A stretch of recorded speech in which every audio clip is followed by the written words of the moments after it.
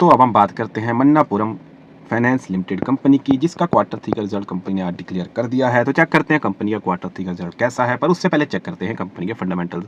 अगर दोस्तों बात करें कंपनी के मार्केट कैप की, तो कंपनी का मार्केट कैप है 16,095 करोड़, जो कि एक मिड कैप कंपनी है। उसके बाद बात करें दोस्तों पीई रेशो की, प्राइस टू अर्निंग रेशो की, वो है दोस्तों 7.89। तो देखने में कंपनी की वैल्यूएशन काफ़ी ज़्यादा अच्छी लगती है, पर फिर भी चेक करेंगे इसके पीएस के साथ कंपैरिजन में कि कंपनी की वैल्यूएशन कहाँ पर स्टैंड करती है। उसके बाद बात करें दोस्तों आरओसीई की, रिटर्न ऑन कैपिटल एम्प्लॉयड, वो है दोस्तों 11.7%, जो कि एक अच्छी आरओसीई है। उसके बाद बात करें दोस्तों आरओआईसी की, रिटर्न ऑन इन्वेस्टेड कैपिटल, वो भी है दोस्तों 11.7%, जो कि एक अच्छी आरओआईसी है। उसके उसके बाद बात करते हैं दोस्तों प्रमोटर होल्डिंग की, तो प्रमोटर होल्डिंग है दोस्तों 35.2%, जो कि एक ठीक प्रमोटर होल्डिंग कह सकते हैं।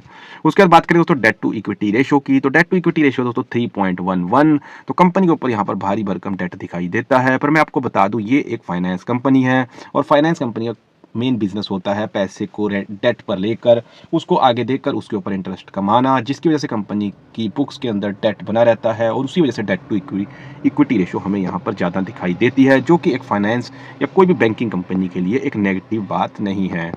तो ओवरऑल दोस्तों बात करें कंपनी के फंडामेंटल्स की, तो कंपनी के फंडामेंटल दोस्तों अच्छे हैं। उसके बाद बात करते हैं दोस्तों कंपनी की वैल्यूएशन की, और चेक करते हैं कंपनी की वैल्यूएशन अपने सेक्टर की अदर टॉप कंपनीज के साथ कंपैरिजन में कहां पर स्टैंड करती है। अगर बात करें दोस्तों बजाज फाइनेंस की, उसकी पीई रेशो दोस्तों 30.06। अगर बात करें बजाज फिनसर्व की, उसकी पीई रेशो 32.66। अगर बात करें दोस्तों Cholamandalam investment and finance company की, उसकी दोस्तों 30.38। और वहीं बात करें मन्नापुरम फाइनेंस लिमिटेड की, उसकी दोस्तों पीई रेशो है 7.89। तो अपने सेक्टर की सभी टॉप कंपनीज के कंपैरिजन में कंपनी की वैल्यूएशन सबसे ज्यादा अच्छी इस समय ट्रेड कर रही है। उसके बाद बात करते हैं दोस्तों बुक वैल्यू की, तो पिछले साल के मुकाबले इस साल कंपनी की बुक वैल्यू बढ़ गई है, जो कि 98.87 से बढ़कर 124.82 यहाँ पर हो गई है। तो जिसका मतलब है कि कंपनी की पिछले साल के मुकाबले इस साल एसेट्स की वैल्यू दोस्तों इंक्रीज हुई है और लाइबिलिटीज कहीं ना कहीं कम हुई हैं। तो फाइनली दोस्तों चलते हैं क्वार्टरली रिजल्ट्स पर, जिसके लिए मेनली आज हमने ये वीडियो बनाया है, और देखते हैं कंपनी ने आज जो अपना क्वार्टर का रिजल्ट यहाँ पर डिक्लेयर करा है उसमें कंपनी की परफॉर्मेंस यहाँ पर कैसी रही है। तो सबसे पहले बात करेंगे दोस्तों रिवेन्यू की, तो पिछले क्वार्टर में कंपनी जो दोस्तों रेवेन्यू जनरेट किया था वो 2157 करोड़ का किया था, जो कि इस क्वार्टर के अंदर दोस्तों बढ़कर 2305 करोड़ का यहाँ पर रेवेन्यू हो गया है। तो क्वार्टर ऑन क्वार्टर दोस्तों रेवेन्यू के अंदर ग्रोथ आई है। उसके बाद बात करें दोस्तों नेट प्रॉफिट की, तो क्वार्टर ऑन क्वार्टर दोस्तों नेट प्रॉफिट बढ़ गया है, जो कि 561 करोड़ से बढ़कर 575 करोड़ का यहाँ पर नेट प्रॉफिट हो गया है, जो कि क्वार्टर ऑन क्वार्टर यहाँ पर कंपनी ने ग्रोथ दिखाई है। तो अगर दोस्तों बात करें कंपनी के क्वार्टर ऑन क्वार्टर रिजल्ट की, तो quarter on quarter result company ने यहाँ पर पॉजिटिव पेश किया है।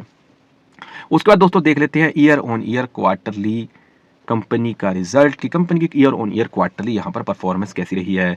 अगर दोस्तों बात करें रेवेन्यू की, तो पिछले साल इसी क्वार्टर के अंदर कंपनी दोस्तों जो रेवेन्यू जनरेट किया था वो 1715 करोड़ का किया था, जो कि इस क्वार्टर के अंदर बढ़कर 2305 करोड़ का यहाँ पर रेवेन्यू हो गया है। तो अगर दोस्तों बात करें रेवेन्यू की, तो क्वार्टर ऑन क्वार्टर भी रेवेन्यू के अंदर ग्रोथ आई है, और ईयर ऑन ईयर भी क्वार्टरली रेवेन्यू में यहाँ ग्रोथ आई है। उसके बाद बात करें दोस्तों नेट प्रॉफिट की, तो नेट प्रॉफिट भी दोस्तों ईयर ऑन ईयर क्वार्टरली यहाँ पर बढ़ गया है। पिछले साल इसी क्वार्टर के अंदर कंपनी जो नेट प्रॉफिट दोस्तों यहाँ पर जनरेट किया था वो 393 करोड़ का था, जो कि इस साल इसी क्वार्टर के अंदर 575 करोड़ का यहाँ पर नेट प्रॉफिट हो गया है। तो कंपनी ने क्वार्टर ऑन क्वार्टर भी नेट प्रॉफिट में ग्रोथ दिखाई और ईयर ऑन ईयर भी क्वार्टरली नेट प्रॉफिट में यहाँ पर ग्रोथ आई है। उसके बाद दोस्तों अगर कहें तो कंपनी का क्वार्टर थ्री का जो रिजल्ट आया है वो काफ़ी ज़्यादा यहाँ पर पॉजिटिव और अच्छा यहाँ पर कंपनी ने पेश किया है। उसके बाद दोस्तों देखते हैं कंपनी का कैश फ्लो की, कैश फ्लो में यहाँ पर क्या पोजीशन है। अगर दोस्तों बात करें कंपनी के कैश फ्लो की, तो cash flow operating activity cash flow company का दोस्तों यहाँ पर नेगेटिव है, और मार्च 2023 के बाद ये नेगेटिव बना हुआ है। पर दोस्तों मैं आपको बता दूं कि कोई भी फाइनेंस कंपनी या होती है या फिर कोई भी बैंकिंग कंपनी होती है, उनका मेनली बिजनेस कैश को देकर उसके ऊपर इंटरेस्ट को जनरेट करना होता है, उसी तरीके से उनकी अर्निंग होती है। तो उनका मेनली कैश जो हमेशा आउटफ्लो करता है, जिस वजह से बुक्स के अंदर कैश फ्लो हमेशा नेगेटिव बना रहता है, जो कि एक फाइनेंस कंपनी के लिए कोई इशू वाली बात नहीं होती। उसके दोस्तों चलते हैं कंपनी के प्रमोटर्स की होल्डिंग पर। तो कंपनी के दोस्तों प्रमोटर्स की जो होल्डिंग है वो पिछले क्वार्टर की तरह इस क्वार्टर में भी 35.20% बनी हुई है, और किसी भी तरह से प्रमोटर्स ने अपनी होल्डिंग को कम नहीं किया है, जो कि इन्वेस्टर्स के लिए एक अच्छी बात है। तो ओवरऑल दोस्तों बात करें कंपनी के फंडामेंटल्स की, तो कंपनी के फंडामेंटल दोस्तों यहाँ पर अच्छे हैं। अगर बात करें दोस्तों कंपनी की वैल्यूएशन की, तो वैल्यूएशन दोस्तों कंपनी की काफ़ी ज़्यादा अच्छी है।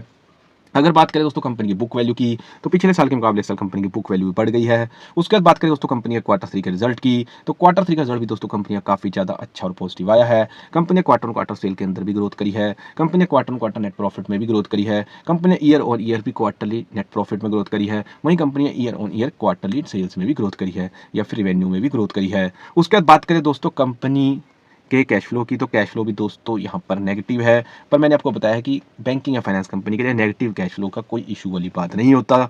उसके बाद बात करें प्रमोटर्स की होल्डिंग की, तो प्रमोटर्स की होल्डिंग दोस्तों पिछले क्वार्टर की तरह इस क्वार्टर के अंदर 35.20% बनी हुई है, जो कि यहाँ पर प्रमोटर्स ने इस क्वार्टर में किसी भी तरह से अपने इन्वेस्टमेंट को कम नहीं किया है।